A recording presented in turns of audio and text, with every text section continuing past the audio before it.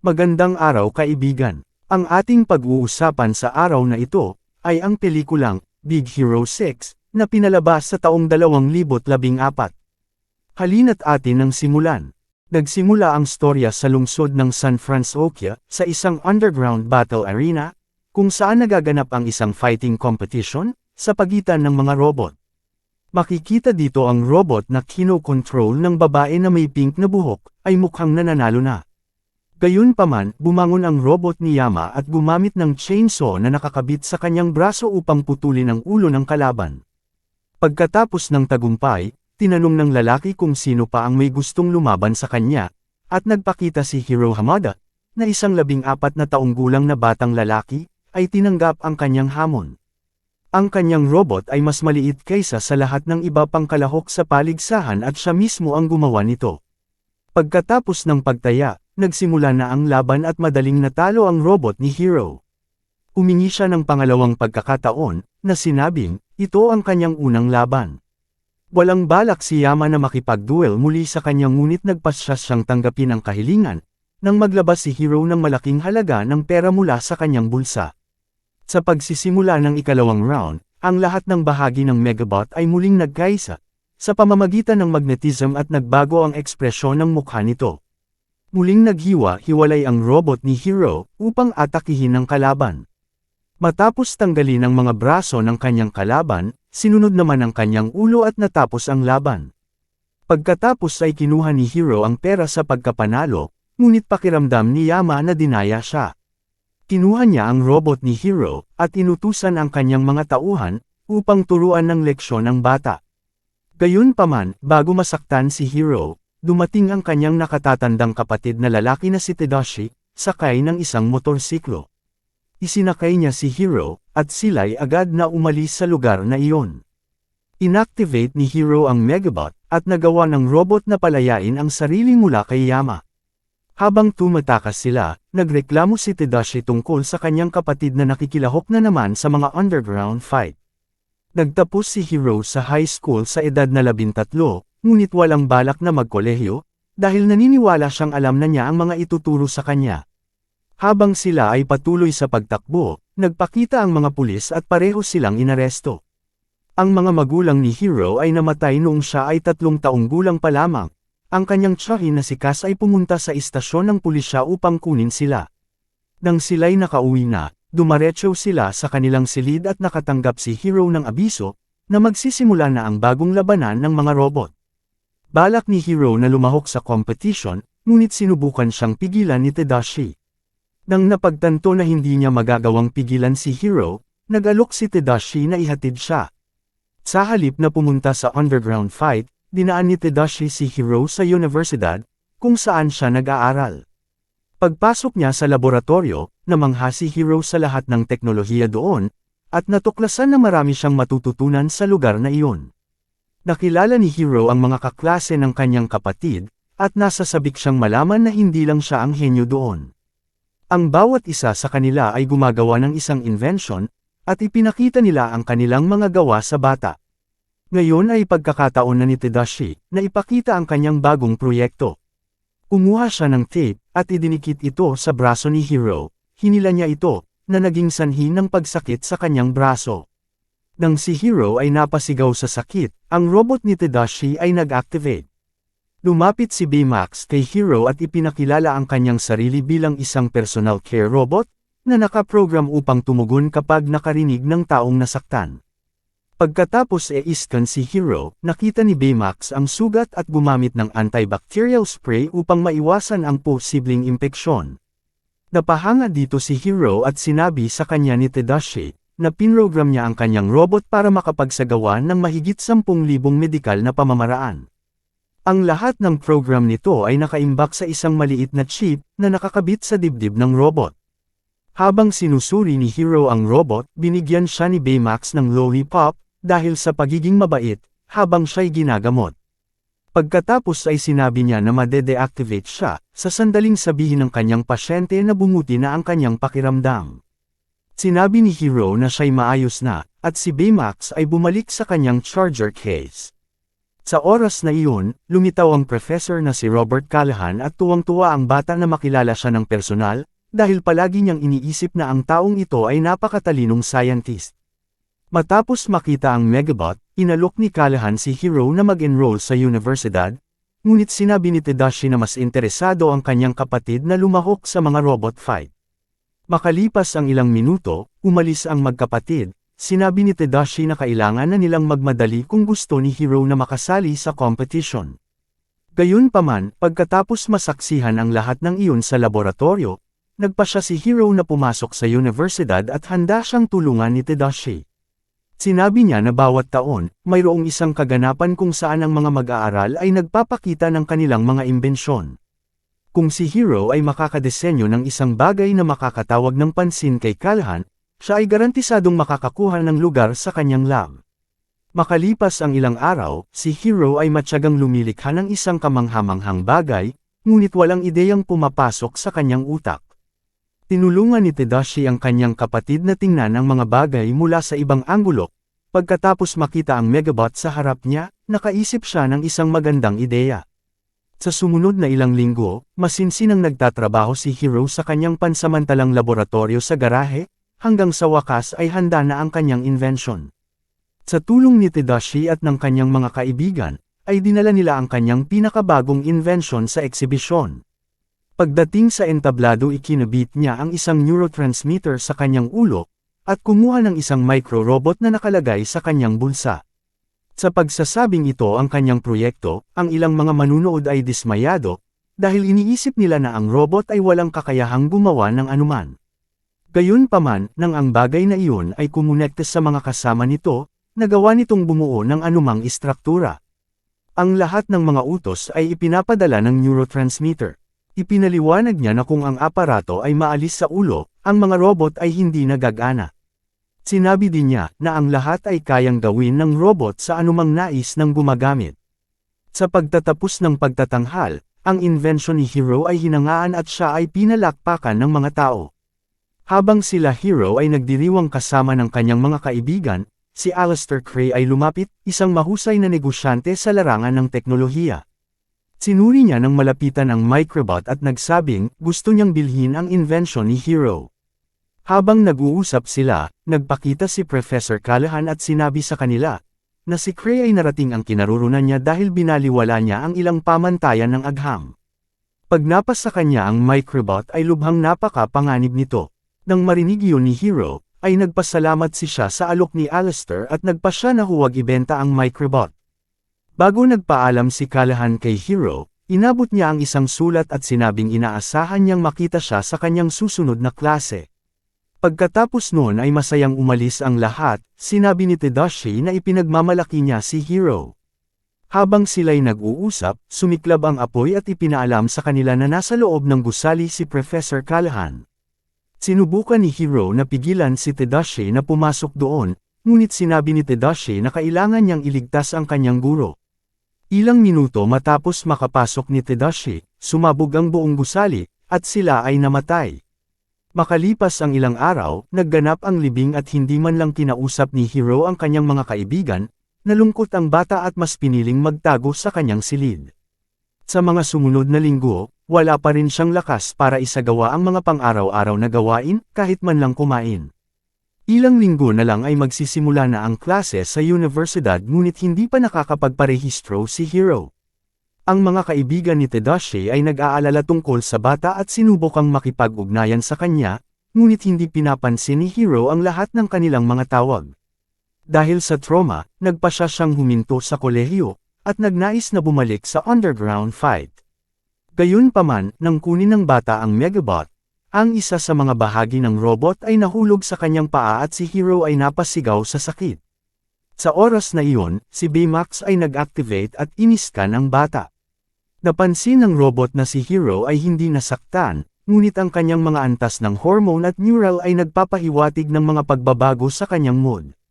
Habang sinusubukan niyang i-disable si Baymax, ay bumagsak si Hiro sa sahig at nakita niya sa ilalim ng kama ang jacket na ginamit niya sa pagtatanghal sa kanyang proyekto.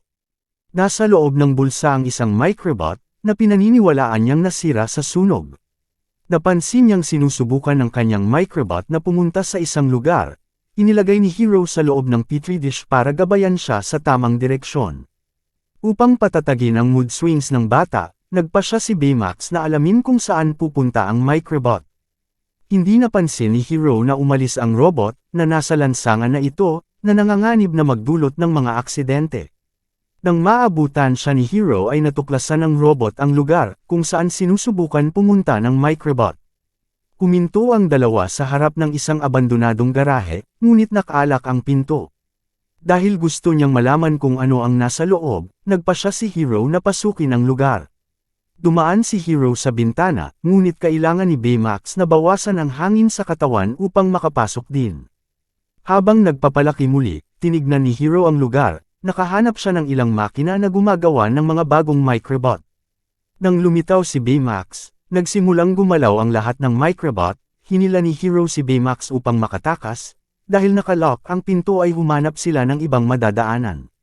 Nang malapit na sila sa bintana, nakita ni Hero ang isang lalaking nakamaskara na papalapit sa kanila, at inatake sila nito pero nagawa nilang makatakas. Agad na pumunta si Hero sa istasyon ng pulis at habang tinatakpan ni Baymax ang kanyang mga butas ng duct tape, sinusubukan ni Hero na kumbonsihin ang opisyal na nagsasabi siya ng totoo. Nang mapagtanto niyang hindi naniniwala ang pulis sa kanyang sinasabi, nagpasya siya na umuwi na lang dahil nauubusan na ng baterya si Baymax. Habang nagre-recharge, nagtanong ang robot tungkol kay Tadashi, at sinabi sa kanya ni Hero na patay na ito. Nang marinig ito, inaccess ni Baymax ang computer at download ang lahat ng data tungkol sa personal na kinakaharap. Ngayon, alam na ng robot kung paano tutulungan si Hero na harapin ang kalungkutan. Ang unang hakbang patungo sa kanyang recovery ay ang pagiging malapit sa mga kaibigan at kamag-anak, kaya nakipag-ugnayan si Baymax sa mga kaibigan ng bata. Si Hero ay naniniwala na ang apoy na pumatay sa kanyang kapatid ay isang aksidente, pero pagkatapos makita ang nakamaskara na lalaki, ay nagsimula ng maghinala si Hero, na siya ang nagsimula ng apoy, upang nakawin ang kanyang mga microbot. Nang gabing iyon, habang nanunood ng TV si Cass, pumunta sila Hero at Baymax sa garahe. Nagsagawa siya ng ilang pag-upgrade sa robot, para labanan ang kasamaan at gumawa pa ng armor para sa kanya. Sa wakas ay handa nang lumaban si Baymax at hinanap nila ang nakamaskara, ngunit sa daan ay sinusundan sila ng isang kahinahinalang sasakyan. Sa pagpasok sa abandonadong garahe, napagtanto nilang wala na ang mga microbot. Para mahanap ang mga ito, kailangan nilang sundan ang microbot na dala ni Hero. Pagdating nila sa gilid ng lawa, may nakita si Hero na papalapit, at nagtago ang dalawa. Pero ang sasakyan na sumusunod sa kanila ay biglang nagpakita, at naroon ang mga kaibigan ni Tadashi. Nag-aalala sila kay Hero at sinubukang iuwi siya. Bago sila makasakay sa sasakyan, nagpakita ang lalaking nakamaskara at ibinato sa kanila ang isang napakalaking container. Napigilan ito ni Baymax, at agad silang sumakay sa kotse, nagmaneho si Wasabi paalis sa lugar na iyon, at sinubukan ni Hero na ipaliwanag kung ano ang nangyayari. Ang grupo ay nagmaneho sa lungsod at sinamantala ni Baymax ang pagkakataon na ieskan ang kaaway. Lumalapit ang lalaking nakamaskara sa sasakyan at nagpasya si Gogo na kunin ang manibela. Nagpatuloy ang habulan at nahuli ng mga microbot ang sasakyan. Gayunpaman, nagawa ni Gogo na makatakas at ang sasakyan ay nahulog sa tubig. Sa kabutihang palad, si Baymax ay isang medical robot at sila'y iniligtas mula sa pagkalunod. Pagkaalis sa lawa, naglakad sila papunta sa bahay ni Fred, hindi sila makapaniwala nang matuklasan na nakatira siya sa isang mansyon. Nagpatuloy ang kanilang pagkamangha nang sila'y pumasok, ang lugar ay ganap na kakaiba, pinalamutihan ng mga manika at kathang-isip ng mga nilalang. Habang nag-iisip si Hero ng bagong plano para mahuli ang nakamaskara, napansin ni Baymax na mababa ang temperatura ng kanyang katawan at nagsimula siyang magpainit. Lumapit din ang iba pang mga kaibigan para magpainit, at tinanong ni Hero kung alam nila ang simbolo na iyon, na nakadrawing sa dala ng lalaking nakamaskara. Sinabi sa kanila ni Fred na mayroon siyang teorya, naniniwala siya na ang umatake sa kanila ay si Aleister Crowley. Nais bilhin ng negosyante ang microbots mula kay Hero, ngunit tinanggihan ito ng bata. Sinabi ni Hero na hindi pwede siya, dahil isa siyang high profile. Sinabi din niya na kailangan nila ng data para matukoy ang nakamaskara. Sumagot si Baymax na ang kanyang dugo ay AB negative, dahil naiskan niya ang kanyang kalusugan. Nang marinig ito ni Hero ay siya'y natuwa, at nag-isip ng bagong plano. Lumabas na kailangan niyang i-iskan ang buong lungsod upang mahanap ang kanyang lokasyon. Para magawa ito, kinakailangan niyang i-upgrade ang robot at pati ang kanyang mga kaibigan. Sila'y sumang-ayon na tulungan si Hero, at si Fred ay nasasabik sa ideya na maging isang superhero. Habang ginagawa nila ang kanilang mga suit, iniisip ni Hero na ang neurotransmitter ng kalaban ay nasa kanyang maskara. Kung tama ang kanyang teorya, tatanggalin lang nila ang maskara at mawawalan siya ng kontrol sa mga microbot. Ginamit nila ang mansyon upang magsanay sa kanilang mga bagong invention, at ginamit din ng butler ni Fred bilang guinea pig para sa kanilang mga eksperimento. Pagkatapos ay ipinakilala ni Hero ang bagong Baymax version 2.0, gamit ang bagong baluti. Ang robot ay maaring maglunsad ng rocket punch at mayroon din mga pakpak. Si Hero at Baymax ay nagsubok na lumipad, pero hindi naging madali ang una nilang paglipad. Sa pagsasanay ay muntik na silang maaksidente, naging maayos lang si Hero nang lumapag sila sa Golden Gate.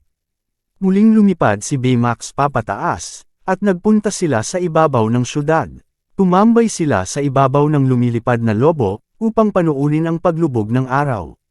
Inutusan ni Hero si Baymax na i-iskan ang buong syudad, upang mahanap ang nakamaskara. Nahanap ito ni Baymax, pero nasa isang isla na malapit lang sa lungsod. Sinundo nila ang kanilang mga kaibigan, at pinuntahan nila ang isla. Paglipag nila, sila'y kinakabahan dahil ang lugar ay naka-quarantine. Nang nakarinig sila ng ingay sa likod, sila'y nagpanik at umatake kung saan-saan. Ngunit napagtanto nila, na isa palang kalapati ang kanilang inaatake.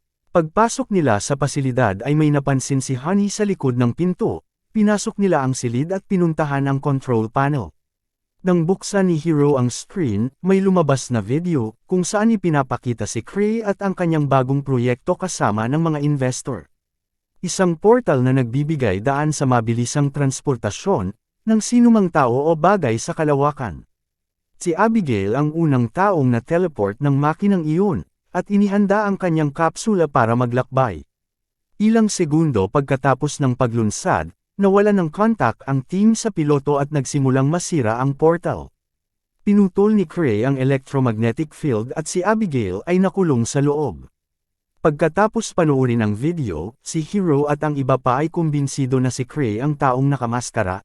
Sa sandaling iyon, nasa likod na nila ang nakamaskara, at inihagis ang isang dambuhalang bato kala Hero. Nagawa itong pigilan ni Baymax, at ginamit ang kanyang rocket fist para sila'y makalaya. Ang grupo ay nagsama-sama upang kunin ang maskara na may neurotransmitter. Si Fred ang unang natalo at sinubukan ni Gogo na kunin ang kanyang atensyon, habang naghahanda ng pag-atake. Pinato ni Honey ang isa sa kanyang mga jelly ball sa kalaban, ngunit tinamaan siya ng atake ni Gogo, dahilan para siya'y magmintes. Nagpakita si Wasabi, ginamit ang kanyang laser sword upang salagin ang pag-atake ng mga microbots. Matapos matalo ang lahat ng kanyang mga kaibigan, lumipad sila Hero at Baymax, upang atakihin ang nakamaskara at nagtagumpay silang makuha ang neurotransmitters. Sa sandaling ito, nakita na ni Hero ang nakamaskara, walang iba kundi si Professor Callahan. Sa panahon ng sunog sa exhibition, ginamit niya ang microbots upang protektahan ang kanyang sarili. Ibig sabihin, namatay si Tadashi para lang sa wala. Kaya nagalit si Hero, at inutusan niya si Baymax na tapusin si Professor Callahan. Ngunit sinabi ni Baymax na hindi siya nakaprogram para manakit ng tao. Kaya't inalis ni Hero ang orihinal na chip, at pinaltan ng bago upang pwede nang umatake si Baymax. Pero pinigilan ng mga kaibigan ni Tadashi si Baymax, habang nakuha naman muli ni Callahan ang kanyang maskara at nakatakas. Sa gitna ng kaguluhan, naibalik ni Honey ang orihinal na chip kay Baymax at bumalik sa normal ang robot. Hinabol ni Hero at Baymax si Professor at muling sinubok ang baguhin ni Hero ang chips ng robot. Gayunpaman, nagawa siyang pigilan ni Baymax, at sinabing ang layunin niya ay pagalingin ang mga may sakit at sugatan, hindi saktan ang mga tao. Ipinakita niya ang isang recording video na ginawa ni Tadashi, ipinapakita dito ang bawat proseso ng kanyang paggawa kay Baymax. Pagkatapos ng 84 na pagsubok, sa wakas ay gumana ng maayos ang robot. Si Tadashi ay labis na natuwa, dahil gagamitin niya si Baymax para tumulong sa maraming tao. Nang makita iyon ni Hiro, naging emosyonal siya at humingi ng tawad kay Baymax sa kanyang mga nagawa. Sa sandaling iyon, nagpakita ang kanyang mga kaibigan. Ibinigay ang flash drive na naglalaman ng bagong recording video na nakita nila sa isla. Sa video, dumating si Callahan nang si Abigail ay nakulong sa loob ng portal. Natuklasan nila na ang babae ay anak ni Professor Callahan, kaya maghihiganti si Callahan kay Cray. Habang ipinapakita ni Cray ang bagong campus ng kanyang kumpanya, lumitaw ang nakamaskara at hinuli si Cray. Sinabi ni Callahan na ang kanyang anak ay namatay dahil sa kay-abangan ni Cray, kahit alam niya na hindi pa kompleto ang portal ay pinagpatuloy pa rin ang operasyon. Ngayon ay gagamitin ni Callahan ang microbots upang muling itayo ang teleportation machine, upang sirain ang binuo ni Cray. Bago tuluyang masira ang lugar, dumating si Hiro kasama ng kanyang mga kaibigan. Sinubukan ni Hiro kumbansihin si Callahan na itigil ang kanyang paghihiganti, pero ay inatake sila ni Callahan. Si Hiro at Baymax ay tumilapon, at si Hiro ay nahahantong sa pagkahigop ng portal.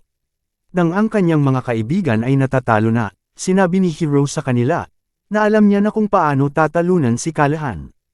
Kaya gamitin nila ang kanilang utak at tumingin sa ibang anggulo. Nang makita ni Baymax si Hiro na nasa panganib na mahigop ng portal, ay agad niya itong pinuntahan upang sagipin.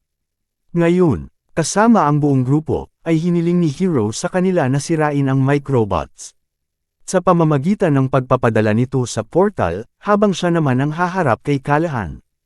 Uli na nang malaman ni Callahan na nangaunti ang kanyang mga microbots, at kalaunan ay nasira na ni Baymax ang maskara. Sa pagkasira ng neurotransmitter, hindi na gumana ang mga microbots at bumagsak ang portal machine. Sa pagbaksak ay patuloy pa rin sa paghigop ang makina. Sinabi ni Cray na walang paraan upang pigilan ito, at sa ilang sandali ito ay sasabog. Nang marinig iyon, sila ay nagmadaling tumakbo papalayo, ngunit si Baymax ay nanatiling nakatayo lamang. Ang kanyang sensor ay nakakita na mayroong isang babae sa loob ng portal, at siya ay nasa estado ng hibernation. Kaagad na napagtanto ni Hiro na ito ang anak ni Callahan, at nagpasya siyang samahan si Baymax na iligtas ito. Nang sila'y nakapasok sa portal, napadpad sila sa isang kakaibang lugar. Habang patungo sila sa kapsula, kailangan nilang iwasan ang maraming debris ng Crytek. Matapos marating ang kapsula, sila'y agad na umalis. Gayunpaman, nang malapit na sila sa portal, isang dambuhalang debris ang babangga sa kanila, at hinarang ni Baymax ang kanyang sarili upang protektahan sila. Sa sandaling iyon, ang kanyang baluti ay nawasak at ang kanyang jet ay tumigil sa paggana. Hindi na magawang makaalis ni Baymax sa lugar na iyon, gayunpaman. Sinabi ni Baymax kay Hiro na may paraan pa para sila'y makabalik. Nalungkot si Hiro dahil alam niyang may iwan si Baymax sa kawalan. Sinabi ni Hiro na ayaw niyang mawala pati si Baymax. Tinanong ni Baymax si Hiro kung bumuti na ba ang pakiramdam ni Hiro. Malungkot na sinabi ni Hiro na oo. Ginamit ni Baymax ang kanyang rocket arm upang ipadala ang kapsula sa labas ng portal bago ito sumabog. Pagkalabas nila Hiro, ay agad din sumabog ang portal. Dito nga ay sinakay si Abigail sa ambulansya, at si Callahan ay inaresto ng mga pulis. Makalipas ang ilang linggo, nagsimulang pumasok si Hiro sa universidad kasama ang kanyang mga kaibigan. Isang araw, nang kunin niya ang braso ni Baymax sa isang kariton upang ilagay ito sa kanyang lab, napansin ni Hiro ang hawak na chip ni Baymax. Ang bagay na ito ay naglalaman ng lahat ng mga program ni Baymax, kaya gumawa si Hiro ng bagong katawan ni Baymax at ipinasok ang chip. Sa ganitong paraan, maibabalik ni Hiro si Baymax at ang lahat ng kanyang memorya. Kasama ang kanyang mga kaibigan na nerd, patuloy silang kumikilos bilang mga superhero, at inaalagaan ang mga residente ng lungsod ng San Francisco. Dito na po nagtatapos ang ating kwento. Kaibigan, kung nagustuhan mo ang aking movie recap ay paki-click naman ang subscribe button. At huwag mo na rin kalimutan mag-iwan ng mensahe upang masuportahan ang aking channel. Maraming salamat po.